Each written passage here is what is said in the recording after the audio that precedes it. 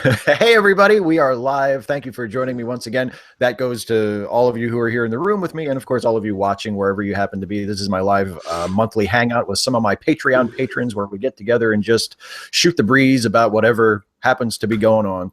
And there's been a lot that's happened since our last hangout. I don't know if anybody remembers, but we had an election. We did? Yeah, it wasn't a dream. Steve, I successfully blotted that out of me. Why did you have to remind me? You shameless poison, you. I did a bit actually yesterday because and then we also had Thanksgiving, of course, which we can talk about. But because of the Thanksgiving holiday this week, I sort of pushed my production schedule back a day. So yesterday was kind of like my Friday, and one of the videos I did was my year-end video for 5 things because I shoot those about a month in advance. And I thought, you know what, I'm just going to do it. I mean, I'm not going to wait because what the hell else could happen this year? And don't say that. I know. Well, I mentioned in the video. There's a bit. One of the things I talk about in the video is how many famous people, how many beloved famous people have died this year, and I go through month by month and name like someone from each month, and then I say, and of course, and just to let you know, I'm shooting this in late November, so I don't know who's going to die in December. But judging by the trajectory of the year, it's going to be somebody. It's going to be terrible, you know. Well, Fidel just croaked. Yeah. That's been a long time coming. Somebody said, actually, I posted or I didn't post it. Somebody posted on Facebook a meme that said, quoted Fidel Castro saying, "I'm not going to die until America does." And then it has a picture of Trump and then Fidel dead. So. Accurate. Yeah. He saw that and he was like, mission accomplished. Yeah, but I like the other meme. It goes, "How do you react to the death of a leader?" And I think it was posted on Betty Bowers, and they show President Obama give a very long, articulate discussion about moving forward with relations with Cuba, and then it shows Donald Trump tweeting Fidel Castro is dead. Yeah. Thanks, Donald. Yeah. I gotta say, I have enjoyed the Joe Biden memes. Oh, those have been enough of those. Yeah, those have been the only things that have made it as a classics major, I've had fun coming up with Latin insults to apply to Donald Trump. I like calling him Donald Turp. Turpus means foul, ugly, base, or shameful. I like that. All of the above. I like that a lot. Yeah, because he is all of the above. I like that a lot. If I'm feeling particularly unshameable, I'll turn it into the superlative for Donald Turpissimus. I presume that's the root for turpitude, is it not? It is. It is, in fact. Hey, 1 year of high school Latin actually paid off. How about that? There you go. Yay! I'm a huge nerd about languages, so that's the only thing I really remember from my Latin, because I took Latin in high school, and I mean, and it was I don't regret it for a second. It was a great class and a great experience. But like one of the only things I remember from it is like, oh, now I know the root of a lot of words. Hey, that's useful though. Well, I mean, I asked you about that and you had to ask some time ago. And I really like it for myself because it really gives you something of an idea of where your language came from. Oh yeah. And it reminds you that language is always changing. Oh yeah. Isn't it though? Well, yeah, because you heard about the latest entry into the Oxford dictionary, didn't you? Or did you? I heard something about it. I can't remember. What was it? Truth. Oh well, there you go. That'll be the word of the year. That'll be Merriam-Webster's word of the year probably. Yeah, or I was wondering because I don't think they've announced it yet. Because every year they announce Merriam-Webster does a word of the year, and I wonder what the word this year will be. If it'll be like deplorable or Hey, kitty. I don't know. But yeah, so the election happened, and Thanksgiving happened, and I escaped any uncomfortable encounters with family because congratulations.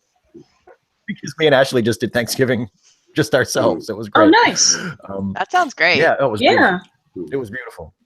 Yeah, I saw your. Because we're both vegetarian. You had to ask, how was the tofurkey? It was delicious. Oh, I loved it. It was better. We got a different brand this time. We had gotten one a couple months ago just to try it, just to be like, I guess vegetarians eat this stuff, you know.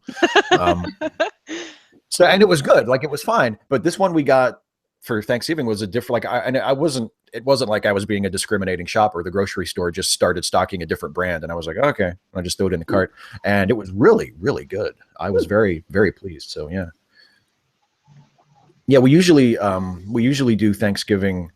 With my family, it's always been a very small group as long as I've been around. We've never had like a big Thanksgiving dinner. It was always been like just me and my brother and my parents and my grandparents on my dad's side, and that was it.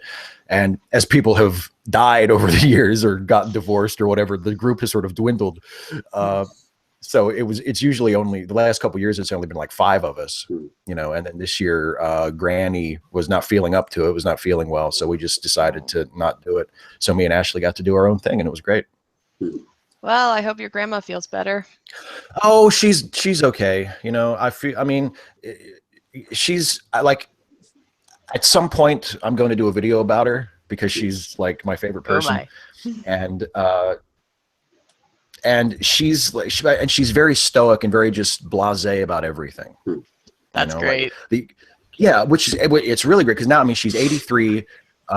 She's probably not going to be around that much longer. And, you know, she says things like, don't worry about me. I've lived my life, you know, I don't want anybody to make a big deal about it. And we're just like, okay. Yeah. Well, like, be careful of that.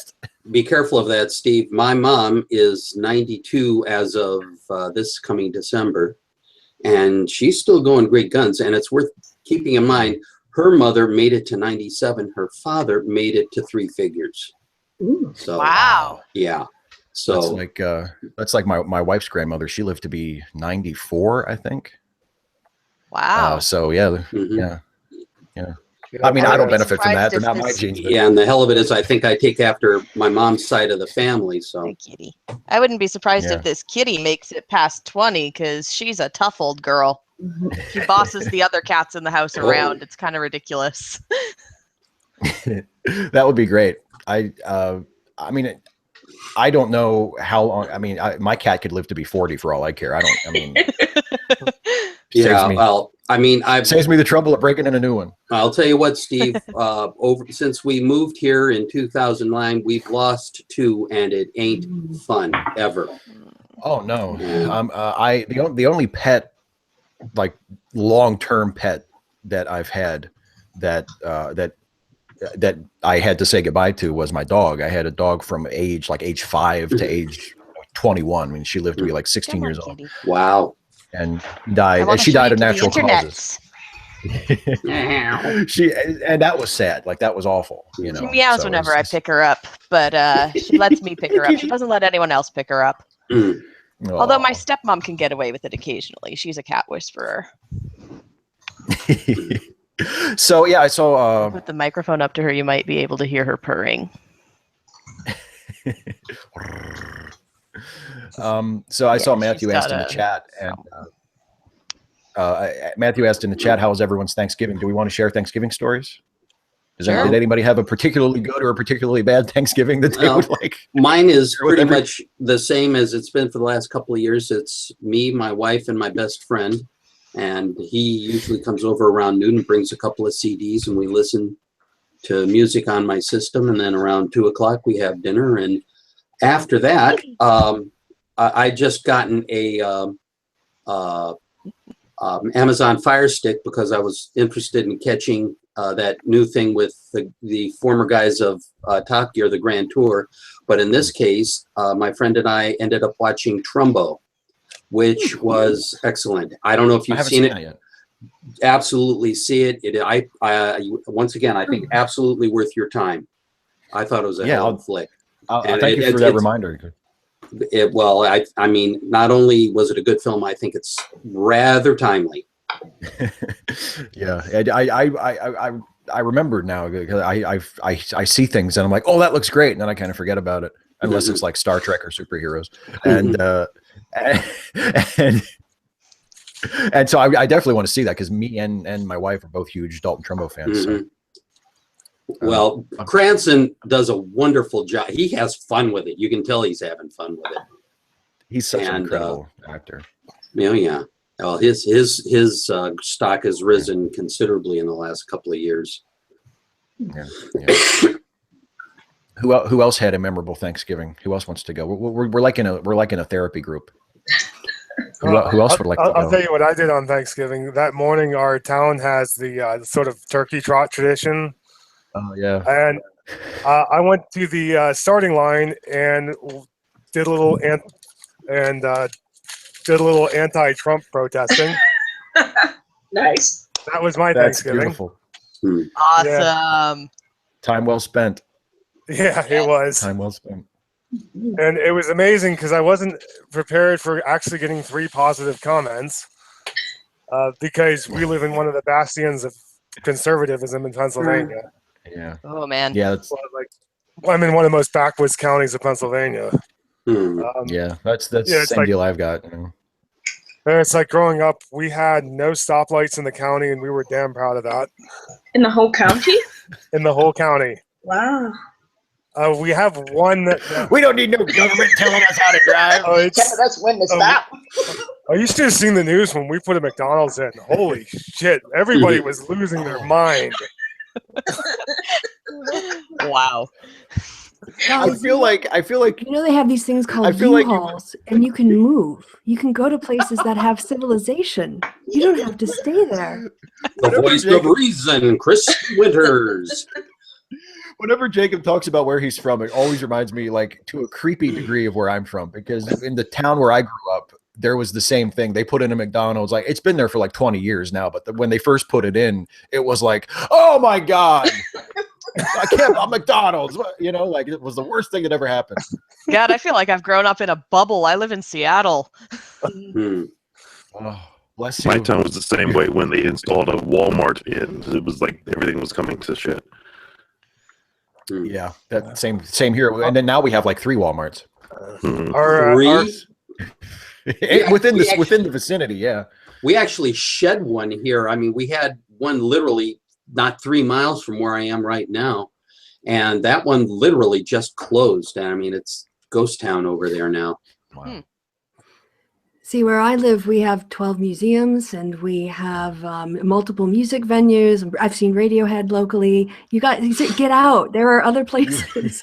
Move. Yeah, look, you living in a civilized country. What are you talking about? Christy, if you want to match up with that, I can name the Cleveland Orchestra, Apollo's Fire, the 2nd largest theater district after New York City.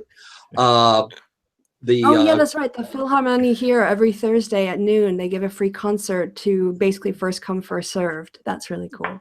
Yeah, I don't know. I don't know if Cleveland Orchestra still does that. One thing that I'm very proud of, and it's something that's really kind of important to me, is the fact that they have an outreach to the schools in Cuyahoga County, and I think to a certain degree in the surrounding counties too, because way back in 1960, I believe it was, I saw my very first concert at Severance Hall, and it just sunk the hook in so deep you can't even imagine. And I have loved the orchestra, I've loved that place, and I've loved the music ever since. Oh, my Thanksgiving story. I woke up in Fellows guest room 5.6 at Oxford on the campus Thursday morning because people don't celebrate American Thanksgiving in Europe. So it's not on the calendars. I forgot it was Thanksgiving until I went onto Facebook and saw a bunch of messages from friends. So I had a very European Thanksgiving, that is to say, none at all. God, I wish I could be in Europe right now. Most of my internet friends are there anyway. It does make the Trump thing a lot easier to deal with when you're not actually living under him. Yeah. Plus, I have when you're an ocean so separated. I can reasonably claim to be Canadian. And no one's going to take away my health care. So. Yeah. Well, yeah. I had probably the opposite Thanksgiving from Christy and Steve. You probably heard me talking last year about our 3-day extravaganza. 3 turkeys. Yeah. This time, 13, 13, and 17 were the weights of those turkeys. Over 3 nights. In fact, I had just gotten home about 5 a.m. this morning. I woke up, had just enough time to get a shower before coming onto the show. So the first 2 nights were pretty low key. It was just a group of friends, small group, and we got together. Yesterday was the big day. 2 big things happened yesterday. One, 2 of our friends had their commitment ceremony done by our host yesterday. So that was interesting to see. Just to give you a little background, our host kind of morphs Eastern traditions with pagan traditions, with Native American traditions to kind of make his own spirituality. And that's what he professes. And that's how he did his ceremony yesterday. So we had that ceremony at 5, and then we did dinner. And then afterwards, we have this thanks, gratitude, remembrance ceremony. We kind of think of our year as going from Thanksgiving to Thanksgiving. So to us, this is the end of the year. So we're thinking about everything that's happened in this time. And the idea is to show gratitude for what's happened, or to remember things that were lost, or, individuals who may have died, things like that, or hopefully put away the shackles of the year. Because, I did a little speech before we started, and of course I ended my speech with the immortal words of John Oliver by saying, "Fuck 2016." And then we did our little ceremony. So everyone talked about, either things that they're grateful for, the friends and the family, or things that they may have lost. And one of the cool things we always do is everyone gets a sprig of rosemary. And as soon as they finish their statement, they crush it in their hands, which releases all the oils. And rosemary is supposed to be the essential oil of remembrance. So you smell that. And then we put all those crushed sprigs of rosemary into a box, and then we throw it in the fire to, send it to the universe, send it to the gods, whoever you want to call it. As you know, I'm an atheist. I don't believe in any of that, but it's just a nice ceremony for us to conclude the year. So that was my last 3 days. And of course, somewhere along the line, there's a cool new game if you have a PlayStation VR called Keep Talking and Nobody Explodes. It's a great team building game because one person sits in the VR, they're holding a bomb, and they have to describe the bomb to everyone else in the room, and everyone else tells them, cut this wire, press this button, all this other stuff. And you've got 5 minutes to get through all these little things. Yeah, it's a great team. You have to learn how to talk to each other when you're playing this game. So that was like the last thing that we did before we left at 4 a.m. I'm sure they were continuing to do that after we left, and they're probably just cleaning up now. So it was a fun time. That sounds amazing. Yeah, that sounds like a great Thanksgiving. Yeah, I think I've seen a couple of people playing that. It looks interesting. Where you have to describe, okay, it's got 1 battery, this serial code, just relay all the information on the bomb, and they're looking through a manual, flipping through manuals, trying to figure out how to disarm it. I think my cat's purr generator is broken. It won't turn off. Oh dear. Well, I'm not going to complain about it. Yeah, you got a happy cat. What's the big deal? Yeah, but leave the cat alone. Yeah. Well, I don't know. She's not leaving me alone. She's rubbing my legs under the deck. That's part of her job description. You understand? Yes. Yeah. Human's legs are not furry enough. My cat will, of course, she'll wake me up like super early in the morning for breakfast, and then if it's early enough that I come back to bed, she'll come like an hour later and just get me up just for the hell of it. Like, hey, get up, come on. Yeah, my cat actually can't wake me up because I sleep like the dead. But when I do wake up, she's like, nudge, nudge, get up, human. Yeah, move it. Yeah, our youngest Ziggy's been getting me up around 5:36 in the morning because all the bowls are empty and it's time to feed the putty cats, and we gotta feed the putty cats, and that's important. And I mean, Ziggy's charming, as I say, he's the small one, but I mean, charm only goes so far. When it's 5:30 and I'd really like to sleep, Leave me alone. And speaking of which, here's his buddy Spooky. Oh. After Spooker's going by, there's the tail. Yep. The pretty ringy tail. That's beautiful. Oh boy. So Tanya, did you have any cool Thanksgiving stories, or is it something you'd rather? it was Would you rather pretty just not talk quiet. about it?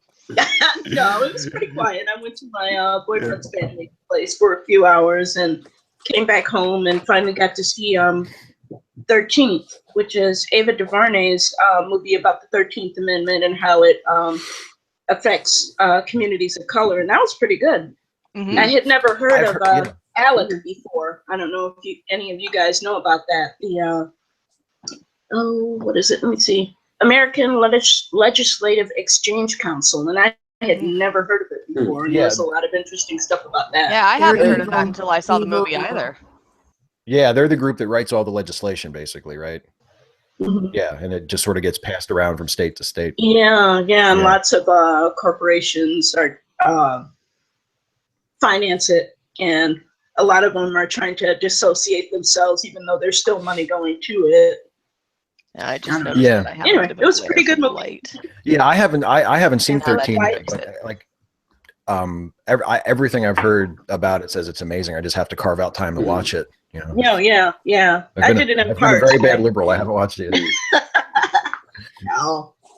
It's good though if No, you get the chance. Yeah, I definitely want to check it out. I mean, I to be fair though, I did have to prioritize because the new Gilmore Girls was out this weekend, so I had to That's I had to right. watch that rather than the incredibly important social documentary. Priorities. Uh-huh. Had to watch Gilmore Girls. Actually, I've been getting into, ever since I got the Fire Stick, when I was sort of nosing through it and looking through it, and I'd see this thing called Mr. Robot, Our Democracy's Been Hacked, whatever have you. I figured, well, what the heck, let's have a look at this. I don't really know this guy who's the lead, but he is doing one of the most brilliant jobs of acting I have seen in a long damn time. I mean, he's essentially high-functioning Asperger's. He's a genius. He's antisocial, and the stories they're telling so far are amazing. And Christian Slater is getting to be pretty neat. And I mean, I'm only 2 episodes into the stupid thing, but Mr. Robot, I mean, that's something else, which at least so far, I mean, 2 episodes in, is proving out to be very, very good. And this is like That's another accurate one, autism, not Hollywood autism. I mean, I could no more diagnose that than fly to the moon, but he feels real. What he's doing doesn't seem affected. You know, it's coming across as very real. There's just a coherency to his character that I thought was very, very good. Okay. If we're Yeah, I've throwing heard out really- recommendations of series, I would recommend Chance with Hugh Laurie. I've been this close to checking that out. Maybe I'll give that a look too because I'm a huge Hugh Laurie fan. Yeah, it's he's a little slow fantastic pace, actor. and so it takes a little while. Kind of has to draw you in. So you got to give it 4 episodes, sweetie, kind of thing. Stick with it. Stick with it. Just keep watching. Yeah, I like how because House is one of those shows. Like if they ever do like a Netflix revival of House, like I'm completely there. It's just one of those shows. That, I'm just like I don't even care if it's good. Like that was me like the last 2 or 3 seasons of House. Like I don't even care that it's not good. I'm still gonna watch it. Yeah, well, I mean, anytime they've got lupus. It's Except that never one lupus. episode.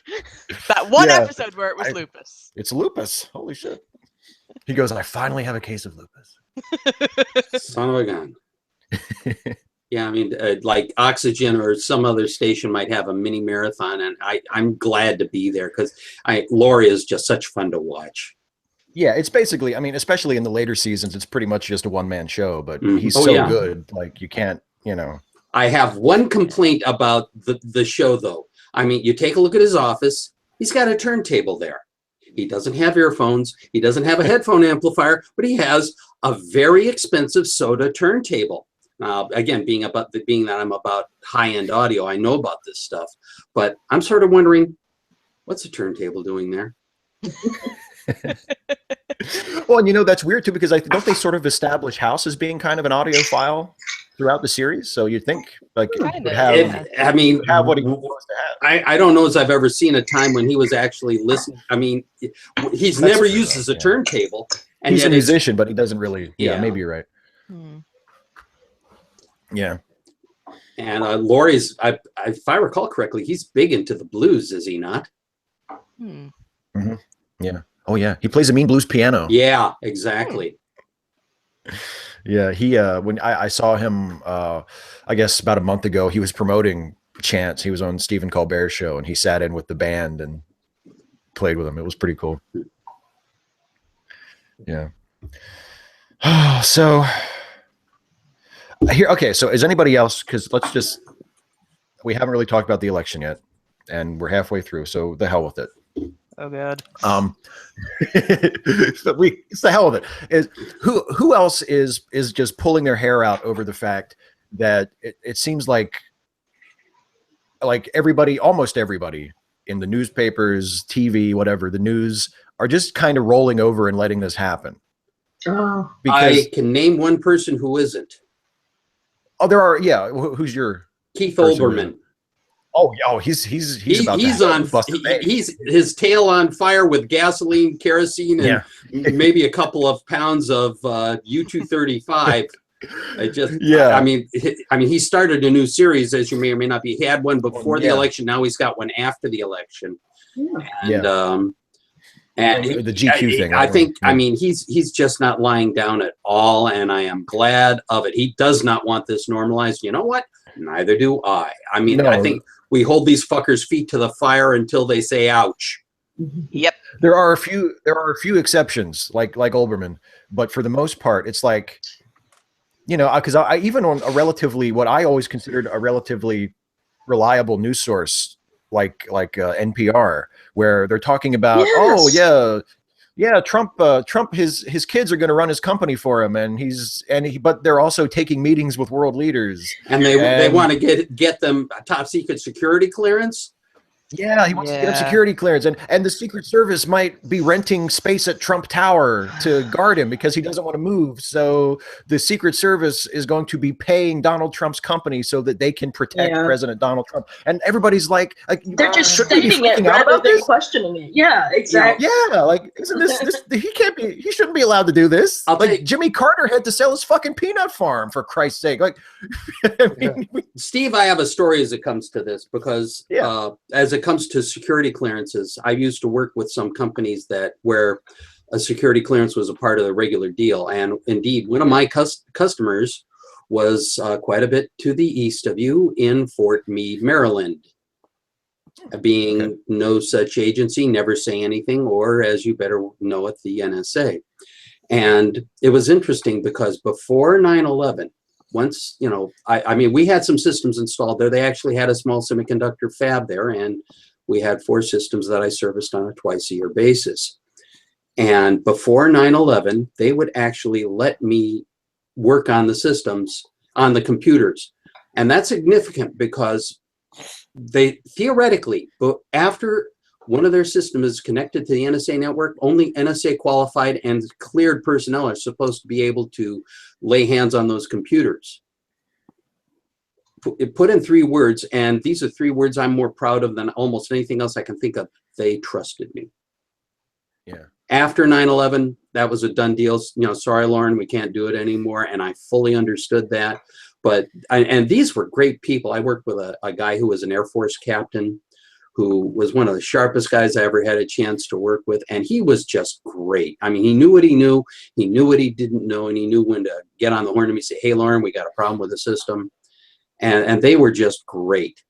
And then I turn around and I look at this shit with the Trumps, and I sort of go, where the hell did they earn that shit? I mean, come on. I mean, I'm genuinely incensed about this because, I mean, I was a completely uncleared person who, you know, had the trust of some people who deal with some very hairy shit. And where do these guys get off? I haven't the freaking slightest. Yeah. Well, the thing about, like, especially the kids running the company while dad is the president, which is a load of horse shit. Yeah. And well, the thing is, I saw, I think it was Trump Jr., Donald Jr. was asked about this before the election, because it was brought up very briefly. And then they went back to talking about Hillary's emails for like 3 hours straight, where they said, you know, look, what's going to happen to all of Trump's companies if he wins the election? Like, is he, and they said, oh, well, we're going to put it in a blind trust, and I'm going to run it. And the reporter, whoever was interviewing him, very astutely said, well, if you're going to run it, it's not a blind trust. Like a blind trust means that Trump has no contact with the person who's running it. Like he has nothing to do with it at all. So if you, his son, are running it, it can't be a blind trust. And Trump Jr. basically said, oh, it'll be a blind trust. Well, he just did the Trump thing where he just says that it's true, even though he's just been shown how it can't possibly be true. And then that was it. Like nobody to me, genetic. Yeah, it's like, okay, so how does none of this stuff stick? I don't even understand. None of it sticks. They say they're doing illegal stuff, and nobody even calls them on it. Because I heard John Oliver describe it as the bed of nails principle. There's just so many things wrong that not one is puncturing him. Well, he does so many awful things. It's the whole well, can we just pick one again? I mean, the truth doesn't matter. Facts don't matter. What Trump wants is what matters, apparently. Yeah. And I don't know how we fight against that. I just know that we have to. The only problem is that we can't entertain thoughts of impeachment because that means Mike Pence becomes the new president. And while he may have less ethical problems, and I say that very couched, he would turn the hands back on the clock of our social advancements so far that I think the ineptitude of Trump would actually be better than him being in power. Yeah. Well, fair enough. It's such a catch-22 because you have Trump, who is just awful in every way, but has maybe alienated enough of the Republican establishment that they might be willing to stand up to him on certain things. But you still would love to get rid of him because he's just a horror show. So you get rid of you get rid of him, and then you get Pence in there, who maybe isn't as just blatantly awful as Trump, but is still just this huge bigot and is much closer to the Republican establishment. So he might actually get more terrible shit accomplished as president than Trump would. It's, so it's like trading skin cancer for brain cancer. Either way, it's cancer. I think I think a lot of responsibility is going to be us voters who have Republican senators to be on their cases. Yeah. Because remember, even though the Republicans have the Senate, it's not by much. And it's like if you can swing 1 or 2 votes in the Senate, we can get through this. Yeah. I think. But we also have to hold the Democrats to task as well. I mean, they can't just roll over and say, okay, we'll work with, what happened the whole 8 years Obama was in there. They didn't let shit happen without fighting it. We've got to fight it. I've got an interesting split as it comes to that because we've got Sherrod Brown, who is pretty sharp and he's pretty decent. But then on the other hand, we've got Rob Portman, who, I mean, he was so anti-gay it was ridiculous until his son came out. Right. And, so I don't know. For the longest time, I haven't tried to do anything with Rob Portman, but in the face of Trump being in there, I may start getting in his face. Yeah. So we need to look forward to the midterm elections and, get out the vote for then, which means we can hopefully swing a couple positions in the Senate and then look forward to hopefully the census in 2020 and all that other stuff. The census in 2020 is essential. And then we all need to give a vitamin gift basket to Ruth Bader Ginsburg to keep her alive. She said, I don't know if anybody else watched that interview she did like a couple months ago with Katie Couric. It's the one where where she said the thing about Colin Kaepernick and everybody sort of latched onto that. Yeah. And but she talked about her exercise regimen and how she has a personal trainer who comes in like 3 days a week and she works out for an hour. And now I'm thinking, oh, thank Christ for that. Hey, she's the notorious RBG. Yeah, please, Ruth, please hang on. She is too badass to not hang on.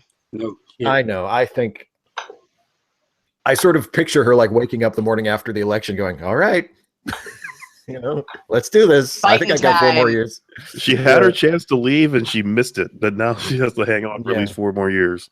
I mean, if that's what she's doing, can you imagine what Sandra Day O'Connor feels like right now? I mean, God, she's just got to be heartsick.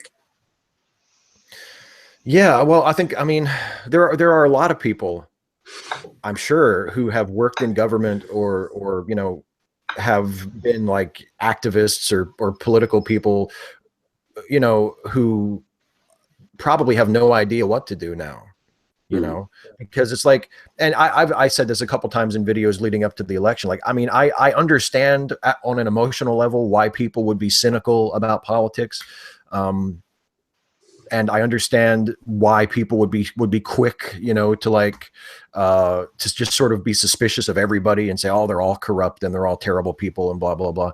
And I've just never felt that way. I mean, I think there are a lot of people in government that I don't like, but I don't like them because I think the things they want to do are terrible, not because I think they're dishonest or they're corrupt. I think that's certainly true for some, but I don't think that it's fair to say that all of them are just corrupt people. At least not yet. When Trump gets his cabinet confirmed, then it might be a little different because he's pretty open about how corrupt he is, and he doesn't seem to care or expect for anybody else to care. But yeah, there are a lot of people who are like really hardworking, conscientious, you know, well-intentioned people who are sort of like, oh, Jesus, you know, like what the hell is happening here? Yeah, somebody, I think it might have been on This Week, or if I've forgotten where it was, where somebody was talking about, well, you know, Donald Trump says he was going to drain the swamp. The problem is his cabinet appointments to this point have been the swamp. Yeah. Yeah. Pretty much. Yeah. Well, somebody said he had to drain the swamp to find his cabinet nominees. They were down there at the very bottom. Bottom feeders. Yeah, the one that I'm really pissed about is the latest one, the Betsy DeVos. Because, like, okay, yeah, I have a part-time job as a tutor, so I'm like the lowest of the low of what could be considered maybe an educator. But as that, and as someone who just cares about education, her appointment offends me. Yeah. As She's someone horrible. who's worked in education prior to my current job, yes, it does offend me. And I can remember how bad it was for at one point in Pennsylvania's history when I was working at a school, the superintendent of Pennsylvania schools was someone who, had a doctorate, but he never worked in a classroom in his life. And that was offensive to the teachers there. I can't imagine how bad it is for someone on a national level to fit that same description as someone who, doesn't know what's going on in the classroom, hasn't sent her own children to public schools, wants to gut public school funding in terms of charter schools. And I just rewatched the John Oliver episode on charter schools and how corrupt those can be. So, you know, they're going free market everything. And this is someone this is being stated by someone who has some libertarian leanings. Yeah, her ideas are not going to work. And for whatever reason, I have so many friends who are teachers, and you know, it was bad enough when Larry Hogan had put so many restrictions on schools here. I'm sure Steve has heard about this too. And then we're going to have this at the national level with the Secretary of Education. That scares the shit out of me. Well, that's presuming we still have a Department of Education, and if Trump doesn't just go with it all together, and he's threatened to do as much. So, I mean, either way, it's not a good situation. Well, I mean, that's really the scariest. Half siblings. If you find yourself thinking, you know, I wish they would have put Jerry Falwell in charge of the Department of Education, you know it's fucking God. Well, it's like, I mean, he couldn't do much worse. He's dead. I mean, I'm at the point now where I'm hoping that that Romney will get Secretary of State, just so there will at least be one grown up in the administration. Yeah, I mean, can you imagine Giuliani as Secretary of State? As Secretary of State, mind boggles. The guy we're going to send to talk to other countries. Really? No. Okay. Cat, don't make me lip my headphone wire. Hey, yeah, it's like, you know, we already have. I mean, come on, we already have a racist as Attorney General. Yeah, it's like I mean, in a place where racial tensions couldn't be much worse, you put a racist as Attorney General. Yeah, it's like, and it's especially, you know, disappointing knowing that he's going to succeed Loretta Lynch, who has been a terrific Attorney General, and and has when it counted, has stepped up. And even if a lot of it was just symbolic, like she would stand in front of the press and say, to black folks who were being targeted by police, or to LGBTQ folks who were when the Justice Department came out against those anti-trans laws, and she said, hey, we are here for you, we're on your side. I mean, that means something to have the Attorney General, who also happens to be a black woman, standing up there and saying, we are going to use our power of government to fight for you and to make sure that they don't take your rights away. And now that's just history. Thinking about that, Steve, have you had a chance to talk with Stephanie Gatormson since the election? No, she and I aren't really speaking anymore. Oh dear. No. I mean, I've spoken to some other friends of mine who are trans folks, and I mean, that was the worst part of election night and the week after the election for me, and not just from my friends who are trans, but a lot of people that I know who are in positions that they feel might make them especially vulnerable during the Trump presidency. Like people just messaging me, just talking about how scared they are. Yeah. I think I was probably in that. Yeah. I was probably in that. Anybody who isn't white and male and cisgendered. Yeah. And I mean, so, and, then I would also have people in my family, or people in my wife's family, or just other folks who were like happy that Trump won, or at least didn't think it was that big of a deal. And they're like, oh, quit complaining, you big babies. Blah, blah, blah. And I would just say, well, it must be so nice to be flooded with messages from people you care about telling you how frightened they are for the next 4 years because of what happened. You must be in a really nice place in life where you don't have to worry about any of this. Well, it's going to affect everybody. It's not even just people of color.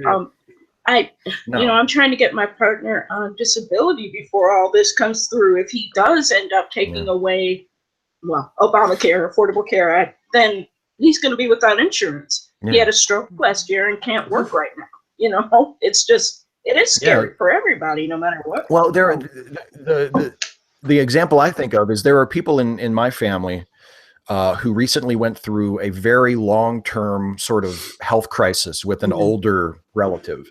And they had to put her in a nursing home for many years and basically depleted all of her assets. And then if Medicare had not been there to take over, the family would have gone bankrupt. Like they would not have been able to afford her medical care, her nursing home care, any of that. It would have been gone.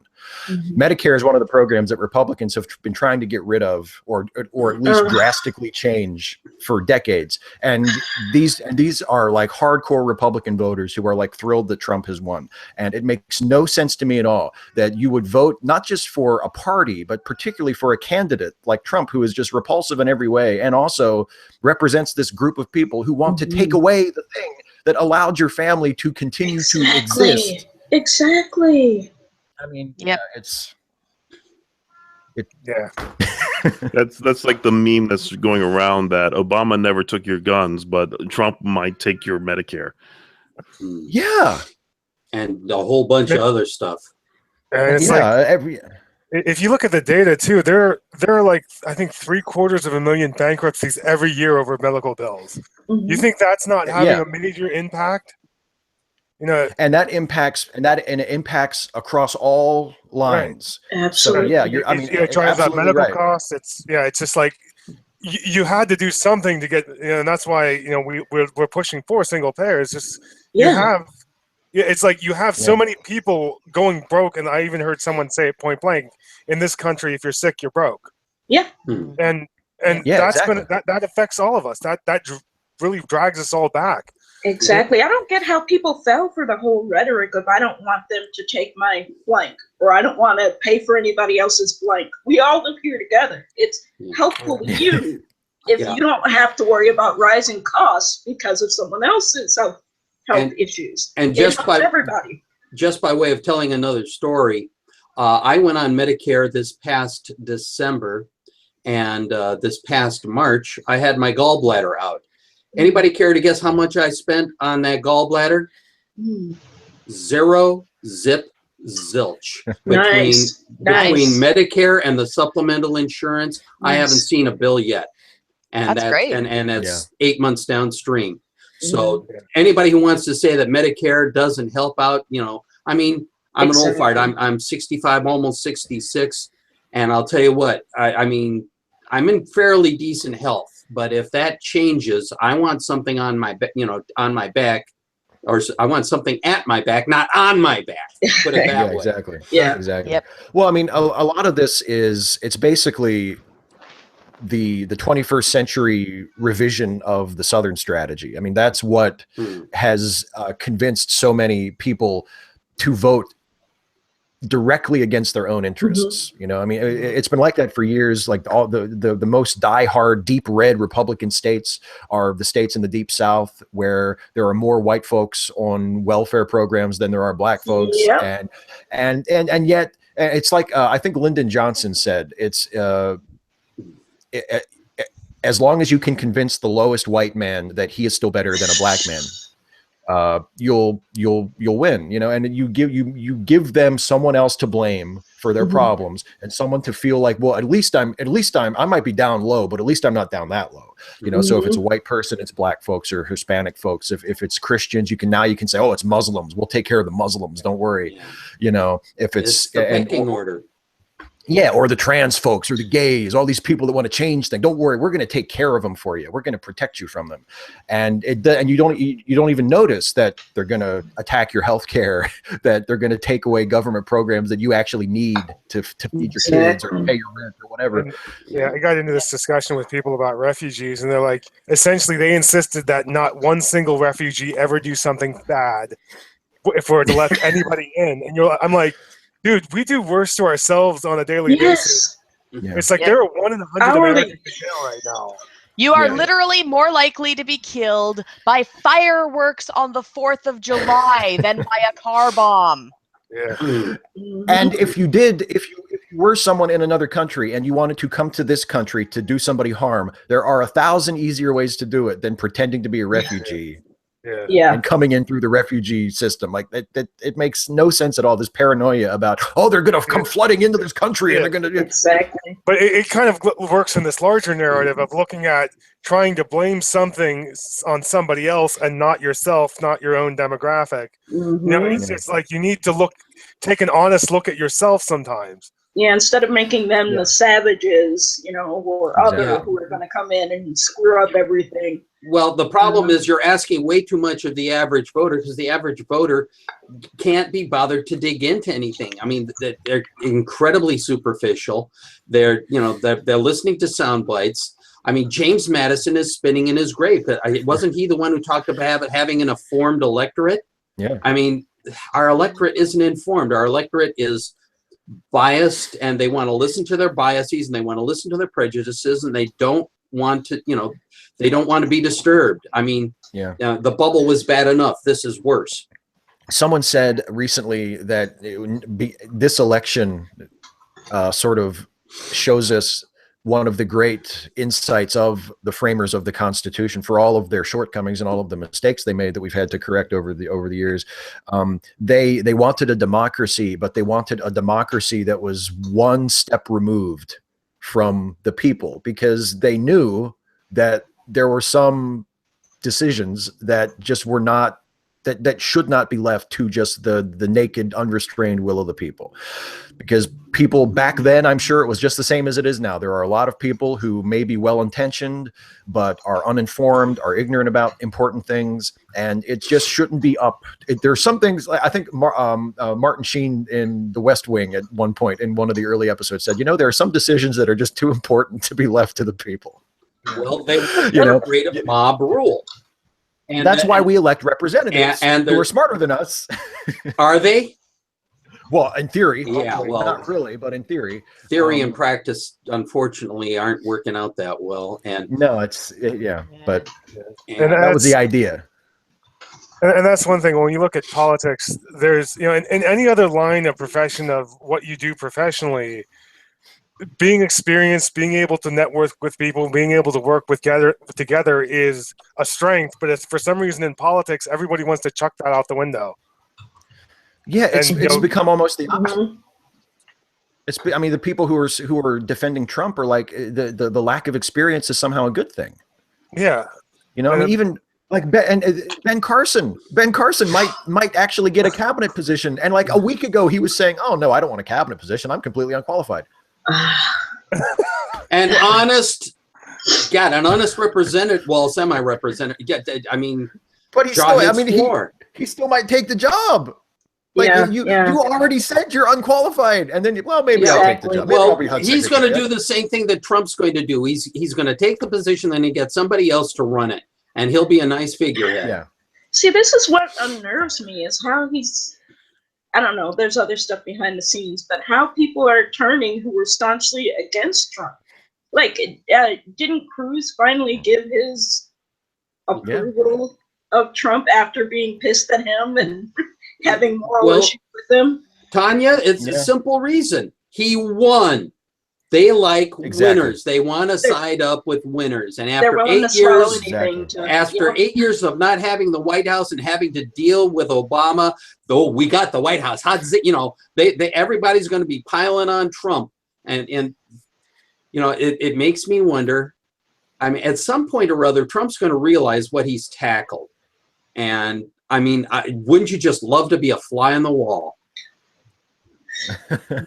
I think Oprah said after he had that first meeting with Obama where they sat in front of the cameras, Oprah said, "It looks like that brother has been humbled about Trump." And I would hope so. I would hope so. I don't think so because, I mean, then like a week later, he's like having a Twitter freak out about Hamilton. So I don't think anything has really changed. But nothing sinks in his mind. It's exactly nothing sinks in except praise and ego stroking. Yeah, which is what he is about. I mean, he's nothing so much as he is a spoiled brat. He is. And I think that's actually a really sharp insight. I think he seems like he's the kind of guy who you would take him on a tour of a concentration camp, and like right afterwards he'd be very solemn and very like, "Oh, that was terrible. I'm never going to forget that. It's changed my whole life." And then 10 minutes later he's like, he's insulting people on Twitter again. Like he's completely over it. Yeah, pretty much. Well, he also is probably. I mean, if he isn't ADHD, who knows? But the impression I'm left with is that does he stick with anything more than a couple of minutes? But he certainly wants to obsess about anything that insults him. Yeah, I'm ADHD. I would say that what he's got is the early onset of Alzheimer's.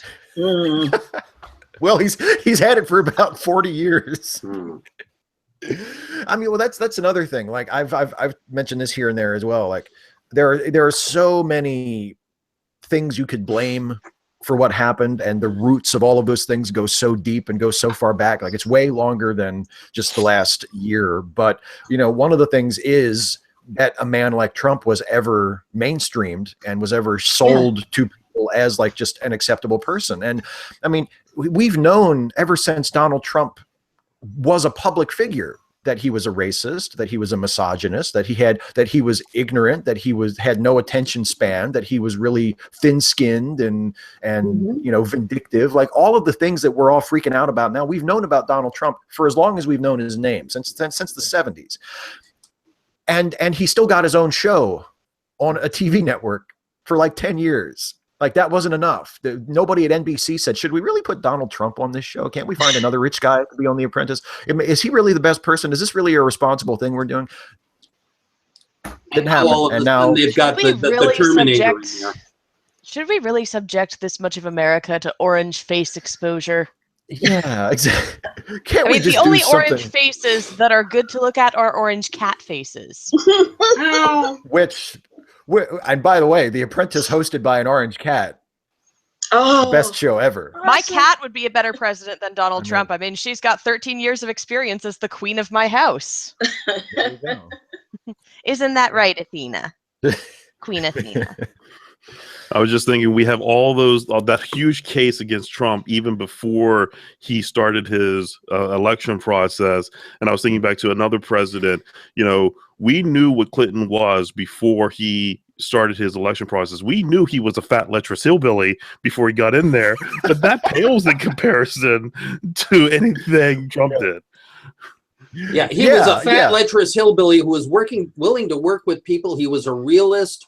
I mean, he knew enough not to piss into the wind, and he actually got at least a few things accomplished. That if they ever do like, you know, like the encyclopedia of presidents, and they just give everybody like just one sort of log line, that should be Bill Clinton. A fat, lecherous hillbilly who got some things accomplished. Yeah. I had and I've had the weird experience with my family. Like sometimes I wonder if they're more offended by my atheism or my liberalism. And I literally had my mother tell me, she goes, I don't know, she asked me, is it bad that I don't mind the atheist bumper sticker on your car, but it does bug me that you have a Hillary sign in your window? Wow. I'm like, what? I mean, for me, I think it's definitely my liberalism too. I mean, because my atheism is at the point now where I'm laid back enough about it that I won't usually open my mouth about it. Like you know, and because I mean, my family and my wife's family are, I mean, there are certain portions of them that are super religious, and you know, if they talk about something that happened at church, or they like say a prayer before a meal, like I don't care, that's their business. They can do whatever they want. But if they start on with, you know, like, oh, black people this and gay people this and Muslims blah blah blah, and you know, that's I'm not gonna stick around for that, you know. And so there's a lot more, it causes a lot more conflict, because I'm not willing to put up with, you know, the sort of far right, ultra conservative, racist, sexist, xenophobic stuff. You know, talk about how great Jesus is all day. I don't care. Knock yourself out. If that's what does it for you, have fun. But you know, when you start like degrading people, I'm not gonna sit still for that. And see, I wonder if there has been more talk with families, or if people have just not been talking about it at all, just to avoid any issues. I know there's the push for people to give some pushback at their family dinner table or whatever about these issues, but I wonder how much talk is actually happening. I don't know. I mean, well, it's, you know, like, it's like what Lauren mentioned a few minutes ago about, like, you know, Rob Portman was anti-gay until his son came out. Yeah. And it's like, maybe if those of us who, you know, who feel like seriously either like disappointed or even like endangered because of this election result, you know, if you say to your family, like, hey, I'm one of those people. Yeah. You know, when you voted for this guy, you voted against me. You endangered my health care. You endangered my rights. You know, you endangered my life in some cases. Like, you did that to me. You went into the voting booth and you voted for someone who is going to harm me. And that basically seems like, to me, that you don't care about me. Yeah. I would say that sorry, go ahead, Don. Sorry. Like when I went to the county Democrats meeting, like the first one after the election, it was like 75% women. And it kind of, you know, and I kind of look moving forward of trying to make more noise in what is a bastion of Republicans, because they don't feel challenged here. And it's maybe, you know, it's the kind of thing, maybe a better challenge out here in their strongholds. And that's one way to deal with gerrymandered districts like I'm in now. Is trying to flip the vote. Just do what you can to flip the vote. I definitely think that's a good. That's a repeated pattern too. I mean, take a look at the Cheneys with Cheney's daughter, who came out, and all of a sudden, well, not all of a sudden, after he left office, all of a sudden, Dick Cheney decides he's going to be, you know, pro LGBT. You know, until they get whapped upside the head. You know, until that happens, they don't give a shit. And it is a repeated pattern. I'm sure it's repeated well past him and Portman. Oh yeah. And the sad part is that for some people, you know, like the pattern, it repeats even after they get that eye-opening moment. I mean, there are people who, you know, find out that they have a family member who is gay, let's say, or trans or whatever, and it doesn't really change them. You know, they don't have that moment where they're like, oh my God, you know, like I need to resort my priorities. This is someone, you know, this is a member of my family. I can't have this person mistreated. I love this person. You know, I mean, that's what you would hope would happen, but a lot of times that's not what happens. You know, they make up some excuse for why they still don't have to change, and Well, nothing happens. You run onto exactly the same pattern with parents of an atheistic kid who comes out to his parents mistakenly, and the parents go, you know, and I look at that and I sort of go, you know, I mean, you know about, you know, like gay Mormon teens in Utah. You know, it's supposed to be a huge portion of the homeless population there. A lot of suicides, like a lot 40%. of it's bad. It's huge bad, because to these guys, their ideology, their religion is more important than their kids, and that is unfathomable to me. Yeah, it reminds me of in a fairly recent video by Theremin Trees, if you've heard of him. Oh yes. Oh yeah. Definitely. The coming out one, which he says a lot of people say that they would do really tremendous things for the people that they love, like even die for them, but a bunch of them won't do something very simple, and that is think. Or accept, or be able to deal with somebody who is who is fundamentally different from themselves. Yeah, I mean, it's sad.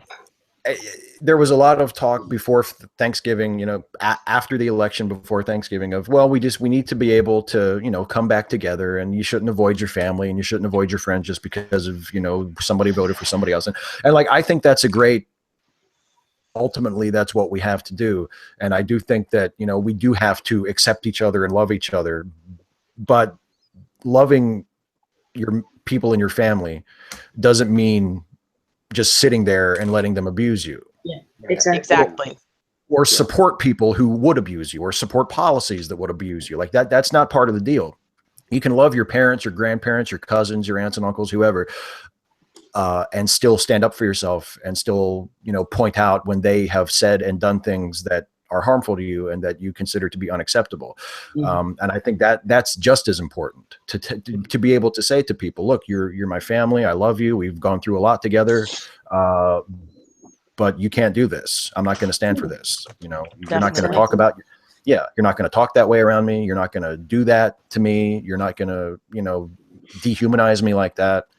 I think that's really important. I think reconciliation is great, but rolling over and just letting, not at the expense of your humanity being recognized. Exactly. Well, we've been at it for an hour, so I'm going to wrap this up. Okay. Thank you, everybody, for joining me. Thank you, everybody, for watching, wherever you happen to be watching. I do this every month. This is one of the perks of being part of my Patreon campaign. This is the campaign that really allows me to just keep doing what I do, to keep making all the videos that I make. You can become a member of the Patreon campaign for as little as $1 a month, and you get the chance to do this every month. I cannot tell you how much I appreciate all the people who are in this hangout with me, who are a part of that, and all of you watching who are a part of that. It's just a tremendous boon to me. And I'm thankful for you folks. That's what I'm thankful for at Thanksgiving. I'm thankful for you. Back at you, Steve. Well, thank you. Thank you very much. That really means a lot. So thanks for joining me. We'll be back to do this next month. Hang in there, everybody. and thank you for joining me, and thank you for watching.